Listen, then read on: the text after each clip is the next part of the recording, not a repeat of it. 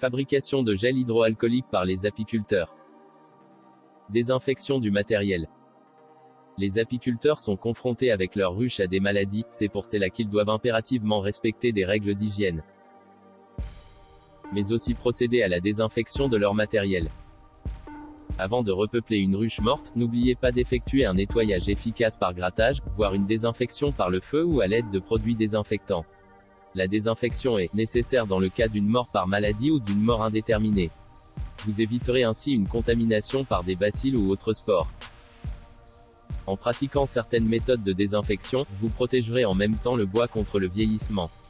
Adoptez par ailleurs les bonnes pratiques comme la désinfection du matériel de visite, avant de quitter le rucher, le préventif étant toujours préférable au curatif.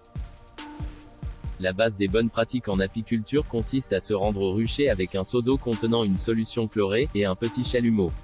En cas de suspicion de maladie après la visite d'une ruche, éliminez cire et propolis par grattage au lève-cadre que vous désinfecterez par la flamme. Ensuite, lavez bien tous les outils.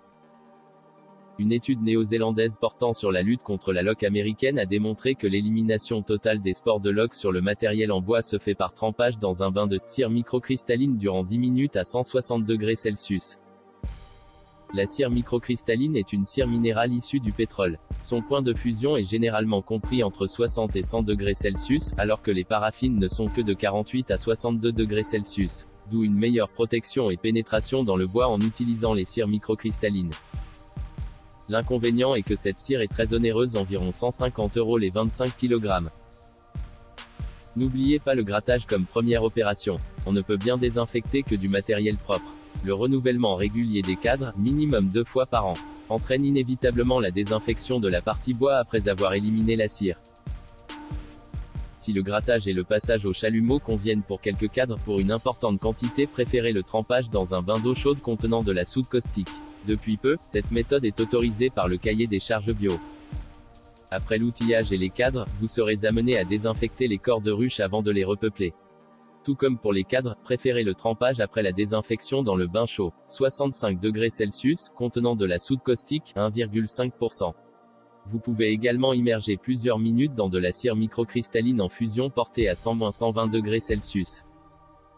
Son indice de pénétration dans le bois dépend de la température. Cette opération de désinfection a l'avantage de protéger le bois dans le temps et d'éviter ainsi l'opération de protection par une peinture ou une huile. Le risque d'incendie est à prendre en considération lors de ces opérations de trempage. Travaillez à l'extérieur avec à portée de main un extincteur pour feu d'hydrocarbures. Le plancher est certainement l'élément de la ruche qu'il faut nettoyer chaque année.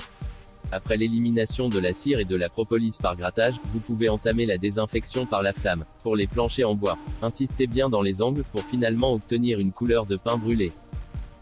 Pour les planchers en plastique comme pour les grilles à rennes, vous pouvez utiliser une solution chaude contenant de la soude. L'élimination des dernières particules de cire et de propolis se fait à l'aide du nettoyeur haute pression lorsqu'elles sont encore tièdes. N'oubliez pas ensuite de les entreposer bien à plat pour les retrouver non déformés au printemps. Vous pouvez aussi utiliser des cristaux de soude comme la lessive avec le petit ange, qui est très efficace et moins dangereuse. Pour désinfecter les gants après la visite d'une ruche douteuse, vous pouvez également utiliser la solution de gel bactéricide désinfectant pour les mains après avoir enlevé les dépôts de cire et propolis. L'apiculteur étant par définition bricoleur et ne voulant pas dépendre de la société de consommation, vous avez la possibilité de faire votre propre gel hydroalcoolique. Recette. 15 gouttes d'huile essentielle d'arbre à thé, Melaleuca alternifolia, dans 250 ml d'éthanol à 64% ou d'huile d'amande par exemple.